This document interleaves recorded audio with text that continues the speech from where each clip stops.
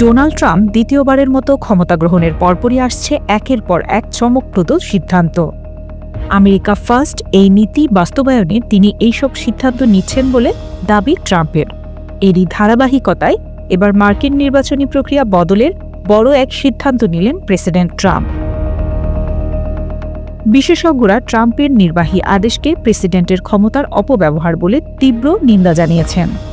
নির্বাচিত হবার আগে থেকে ট্রাম্প দীর্ঘদিন ধরেই মার্কিন নির্বাচনী প্রক্রিয়ার বিরুদ্ধে সোচ্চার। তিনি প্রায়ই দাবি করেন মার্কিন নির্বাচনে কারচুপি হয়। 2020 সালে নির্বাচনে প্রাক্তন প্রেসিডেন্ট জো বাইডেনের কাছে তার পরাজয় কখনো স্বীকার করেননি এবং তিনি ব্যাপক নির্বাচনী জালিয়াতির ভিত্তিহীন দাবি বজায় রেখেছেন। বিশেষ করে অনুপস্থিত ভোটদানের ক্ষেত্রে প্রশ্ন তুলেছেন ট্রাম্প।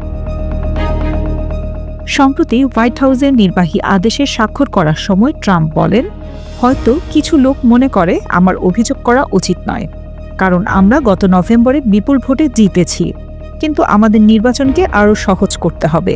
ভুয়া নির্বাচনের কারণে এই দেশ এত অসুস্থ। আমরা যে কোনোভাবে নির্বাচনকে আরও সহজ করে তুলব। নতুন নিয়ম অনুসারে আদেশে বলা হয়, নির্বাচনে মৌলিক ও প্রয়োজনীয় নিরাপত্তা দিতে যুক্তরাষ্ট্র সফল হয়নি।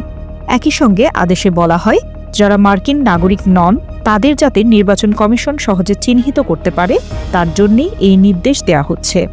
রাজ্যে ভোটার নিবন্ধনের সময় নাগরিকত্বের প্রমাণপত্র, পাসপোর্টের মতো নথির মাধ্যমে উপস্থাপন করতে হবে।